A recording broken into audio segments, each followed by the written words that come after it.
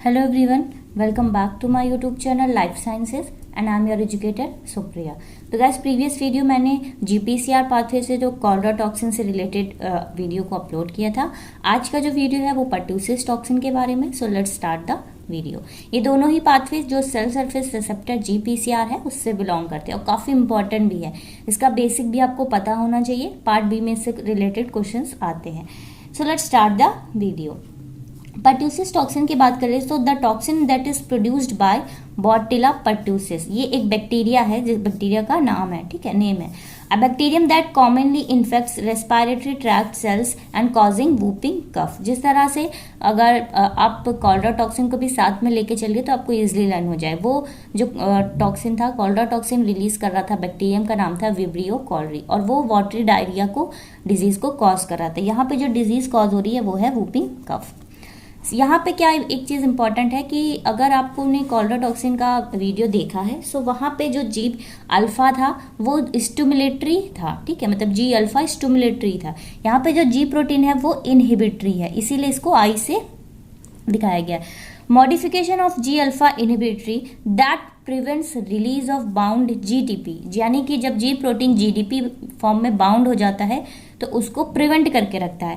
As a result G alpha inhibitory is locked in the inactive state, reducing the inhibition of adenylyl cyclase. यानी कि cell के अंदर क्या हो रहा है कि जी अल्फा, जैसे कि जी प्रोटीन क्या होता है कि एडीपी और एटीपी दोनों से बाइंड कर लेता है।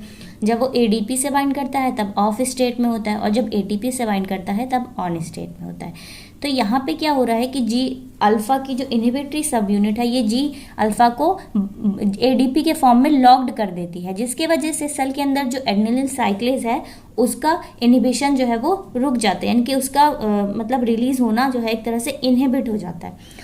So the resulting increase in CMP in epithelial cells of the airways promotes loss of fluids and electrolytes and mucus secretion, जिसकी वजह से क्या हो जाता है CMP का कंसंट्रेशन बहुत ज़्यादा एपिथेलियल सेल्स में इंक्रीज हो जाता है, जिसकी वजह से एयरवेज में प्रमोट्स लॉस ऑफ फ्लूइड्स, बहुत ज़्यादा फ्लूइड्स का लॉस हो जाता है, इलेक्ट्रोलाइट्स और म्यूकस सिक्रीशन जो है वो होने लगता है। तो दोनों में बहुत ज़्यादा डिफरेंस नहीं है कॉलरा टॉक्सिन और पर्ट्यूसिस टॉक्सिन पाथवे में, मतलब पाथवे एक तरह से सेम चल रहा है। डिफरेंस कहाँ पे आ रहा है, बैक्टीरिया क्या, कौन सा बैक्टीरिया कॉज कर रहा है, कौन सी डिजीज को कॉज कर रहा है। जी अल्फा की कॉलरा टॉक्सिन में स्टिमुलेटरी सब यूनिट है, यहाँ पे इनहिबिटरी सब यूनिट है। अब अगर पाथवे की बात करें तो मैंने सिंपली, बहुत ही क्योंकि सिंपल सा पाथवे है, सिंपली यहाँ पे नोट कर दिया है।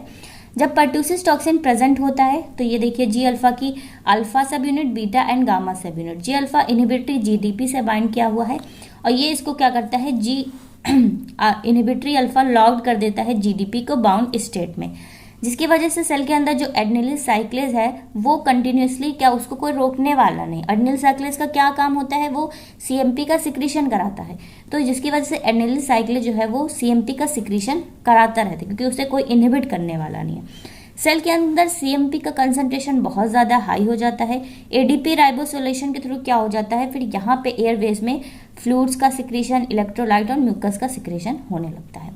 कॉलरा टॉक्सिन में जो एडीपी राइबोसाइलेशन हो रहा था वो आर्जिनिन रेसिड्यूज में हो रहा था। यहाँ पे पर्ट्यूसिस टॉक्सिन में एडीपी राइबोसाइलेशन जो हो रहा है वो cysteine residue of G alpha sub unit में हो रहा है।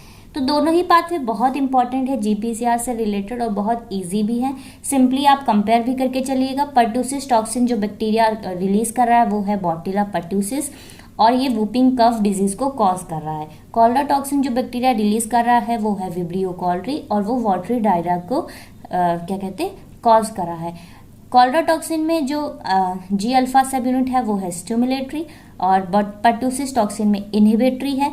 पर्ट्यूसिस टॉक्सिन में जो एडीपी राइबोसाइलेशन हो रहा है वो cysteine residue of G alpha sub unit में हो रहा है, और कॉलरा टॉक्सिन में जो हो रहा है वो एडीपी राइबोसाइलेशन वो आर्जिनिन रेसिड्यू में हो रहा है। तो काफ़ी इजी है पाथवे ये पर्ट्यूसिस टॉक्सिन और कॉलरा टॉक्सिन दोनों ही। तो अगर आपको कोई भी डाउट हो तो प्लीज़ कमेंट करिएगा, और अगर आपको वीडियो अच्छा लगे, हेल्पफुल लगे तो मेरे चैनल को लाइक, शेयर और सब्सक्राइब ज़रूर करिएगा। Thank you so much for watching my video.